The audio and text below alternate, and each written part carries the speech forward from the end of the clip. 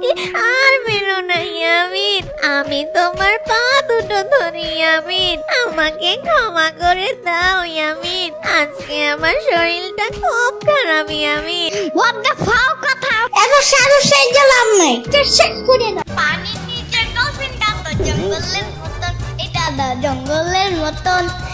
ইয়ামিন, এটা তুমি কাকে নিয়ে এসেছো? চুপ থাকো, হোয়াট দ্য ফাও কথা, এটা আমার বিয়ে করা বউ। তোমার বউ মানে আমি তো তোমার বউ।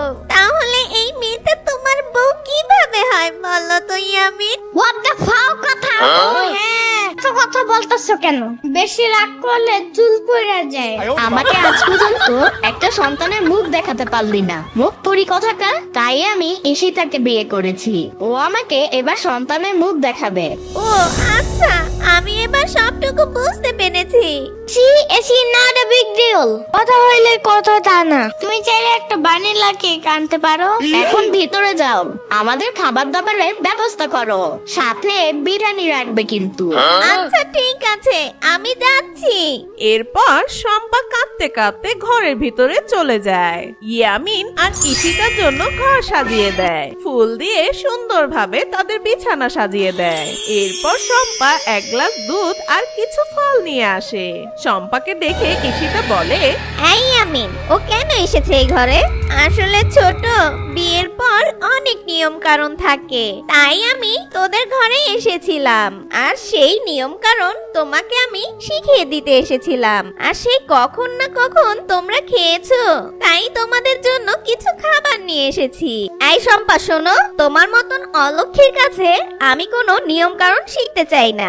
যা নিয়ে এসেছো সেগুলো এখানে রেখে তুমি চলে যাও, আর এখনই বের হও আমার ঘর থেকে। ইয়ামিন, ওকে এখনই আমাদের ঘর থেকে বেরিয়ে যেতে বলো, না হলে কিন্তু আমি কান্না করব। চুপ থাকো, তো কথা বলতেছো কেন? এত সাহস সেই গেলাম নাই। যাও যাও যাও, জলদি যাও। এরপর শম্পা খাবারগুলো রেখে কাঁদতে কাঁদতে সেখান থেকে চলে যায়। শম্পা সকাল সকাল উঠে সবার জন্য খাবারের ব্যবস্থা করে।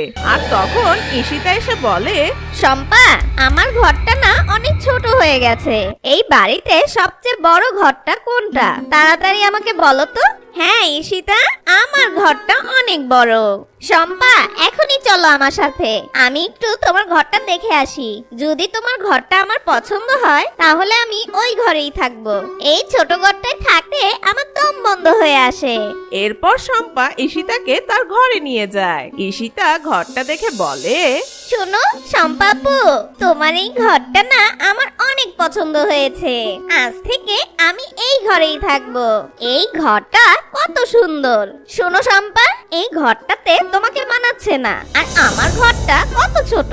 এই ঘরটা মনে হচ্ছে আমার জন্যই বানানো হয়েছে। কিন্তু ঈশিতা, এটা তো আমার ঘর। তুমি যদি আমার এই ঘরে থাকো তাহলে আমি কোথায় থাকবো বলো তো? আর তখনই ইয়ামিন চলে আসে। হোয়াট দ্য ফাও কথা, এত সাহস সেই গেলাম নাই।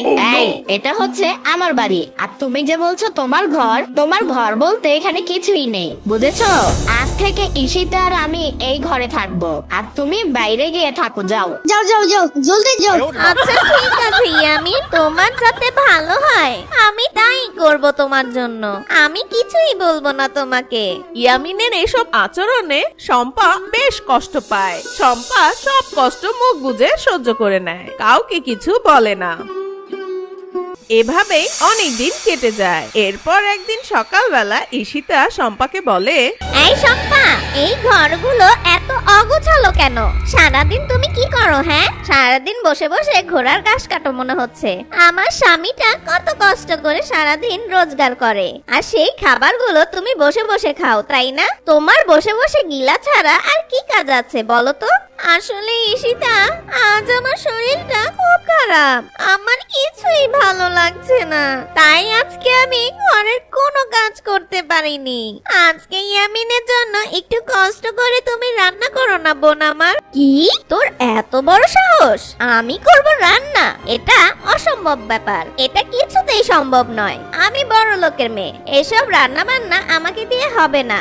এসব তোর মতন কাজের মেয়েরাই করে, আমার মতন মেন সাহেবকে দিয়ে এসব কাজ সম্ভব নয়। আমার যে সুন্দর চেহারা, এসব রান্না বান্না করলে আমার গায়ের রং কালো হয়ে যাবে, বুঝেছিস? আর আমি এসব রান্না বান্না করতে পারবো না।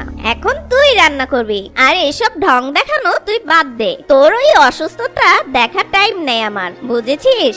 শোনো ঈশিতা, স্বামীর জন্য রান্না বান্না করলে কেউ কখনো কাজের মেয়ে হয়ে যায় না, বরং আরো নিজের সম্মানটা বৃদ্ধি পায়। তাই তুমি একটু সেই সম্মানটা অর্জন করো না। আমি যদি কখনো এই বাড়ি থেকে চলে যাই, তখন তো ইয়ামিনের জন্য তোমাকেই রান্না বান্না করতে হবে, তাই না? এই শম্পা, তুই কি আমার কোনো কথা শুনিসনি? আমি তোকে কি বলেছি?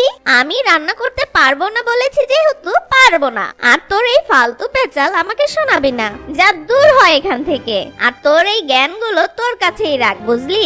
আজকে ইয়ামিন বাড়ি আসুক, আজকে তোকে কি মজা দেখায় তুই দেখ। আমাকে জ্ঞান দেওয়া ছুটিয়ে দিব তোকে। সেদিন শম্পা খুব অসুস্থ ছিল, তাই ঈশিতার কথা কান্না দিয়ে ঘুমিয়ে পড়ে। আর বেশ কিছুক্ষণ পর ইয়ামিন যখন বাড়ি চলে আসে, আর ঈশিতা ইয়ামিনকে বলতে থাকে, ইয়ামিন, ও ইয়ামিন, এই দেখো তোমার আদরের বড় বউ আছে না, আমাকে আজকে অনেক মেরেছে, আর কত কথা যে আমাকে বলেছে। তোমার জন্য আমি একটু রান্না করতে রান্নাঘরে গিয়েছিলাম, সে আমাকে রান্না করতে দেয়নি, এমন কি সে তোমার জন্য রান্নাও করেনি। ঘরে গিয়ে দেখো ও শুয়ে শুয়ে কি আরাম করছে। কি যে মার মেরেছে আমাকে ইয়ামিন, আমার হাত পা দুটো ভেঙে দিয়েছে ইয়ামিন। ইয়ামিন ঈশিতার মিথ্যা কথাগুলো সত্যি মনে করে, আর শম্পার কোনো কথা না শুনেই ঘুমন্ত শম্পাকে ইয়ামিন মারতে শুরু করে। ইয়ামিন, আমাকে আর মেরো না ইয়ামিন, আমি তোমার পা দুটো ধরি ইয়ামিন, আমাকে ক্ষমা করে দাও ইয়ামিন। আজকে আমার শরীরটা খুব খারাপ ইয়ামিন, আমি তোমার কাছে মাপ চাই ইয়ামিন, আমাকে আর মেরো না ইয়ামিন। এত মারলে যে আমি মারাই যাব ইয়ামিন, দয়া করে আমাকে ক্ষমা করে দাও ইয়ামিন, আমাকে আর মেরো না ইয়ামিন, আমাকে আর মেরো না।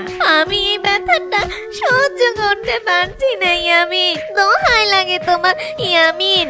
হোয়াট দ্য ফাও কথা, এত সাধু সেজে লাভ নাই, শেষ করে দাও। এরপর ইয়ামিন মার থামিয়ে ঈশিতার ঘরে চলে যায়। আর ঈশিতা তখন শম্পার কাছে এসে বলে, শম্পাপু, ও শম্পাপু, মজাটা কেমন লাগলো? দেখলে আমাকে জ্ঞান দেওয়ার শাস্তি খুব ভালো হয়েছে।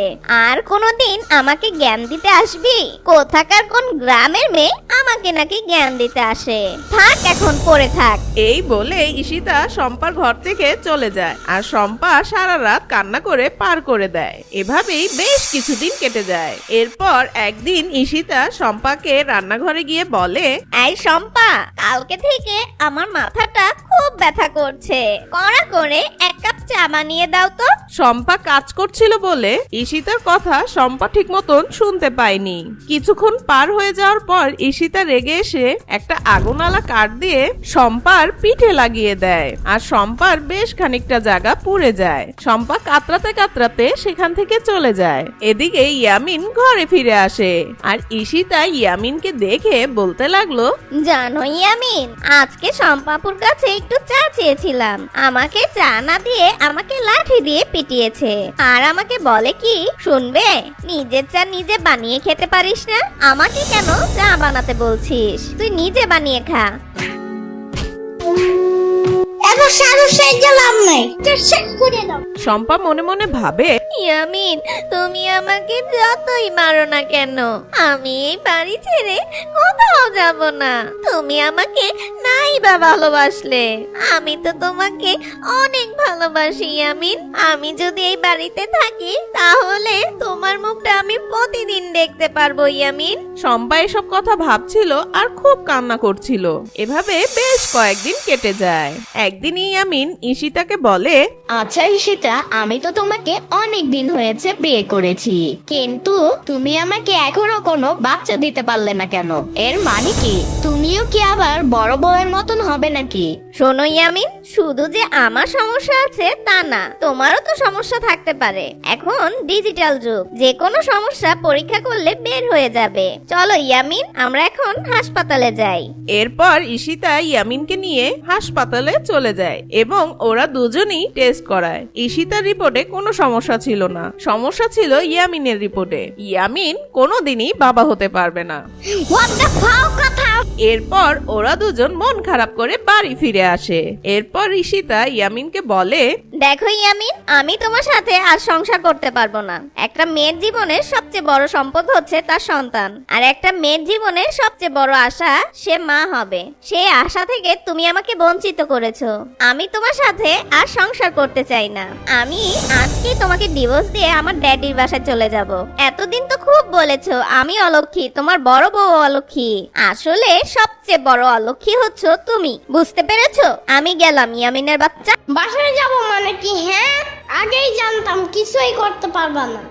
চেতনা, আমি ব্যাপারটা বুঝে পারতাম। এরপর ঈশিতা ব্যাগ গুছিয়ে সেই বাড়ি থেকে বের হয়ে যায়। ইয়ামিন একবারের জন্য ঈশিতাকে আটকায় না। এরপর ইয়ামিন শম্পার কাছে যায় আর গিয়ে বলে, শম্পা, ঈশিতা তো আমাকে ছেড়ে চলে গেল, এখন তুমি আমাকে ছেড়ে চলে যাও।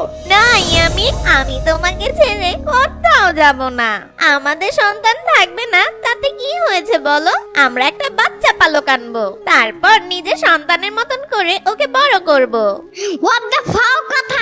অনেক তো তোমাকে মার মেরেছি, আমি তো তোমাকে না বুঝে অনেক মেরেছি শম্পা। এরপরও তুমি আমার সাথে থাকবে?